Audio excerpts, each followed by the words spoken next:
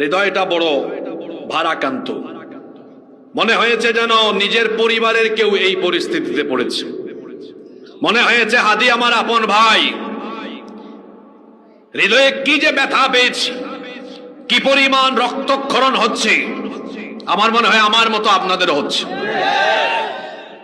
কারণ এই ছেলেটা দেশকে ভালোবাসে, দেশের পক্ষে প্রতিটি কথা বলেছে। আপনারা জানেন, কয়েকদিন আগেও এক টেলিভিশনে সাক্ষাৎকার দিয়েছে। সে বলেছে, আমি 50 বছরের গোলামের জীবন চাই না, বরং আমি এমন জীবন চাই, আমি যদি মরেও যাই যেন আমার এই নাম গোটা দেশের উপরে যেন প্রভাব বিস্তার করতে পারে।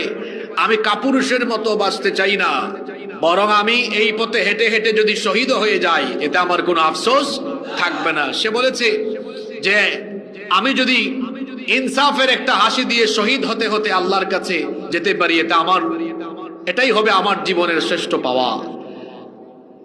আমরা দোয়া করব আল্লাহ বাংলাদেশকে বদলে দেওয়ার জন্য, এই দেশে সকল অবিচার এর মূলোৎপাটন করে ন্যায় ইনসাফ প্রতিষ্ঠার জন্য এইরকম হাদির দরকার আছে না নাই? এজন্য আল্লাহ তোমার কাছে আমরা হাদির জীবন ভিক্ষা চাচ্ছি। স্বাভাবিকভাবে সে এখন যে পরিস্থিতিতে আসে, এই পরিস্থিতি থেকে মানুষ ফিরে আসার সম্ভাবনা কম থাকে, কিন্তু আল্লাহ চাইলে সব অসম্ভব সম্ভব হয়ে যায় কি যায় না?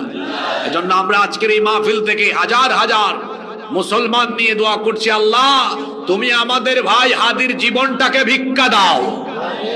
আরো আসতে বলেন আমিন।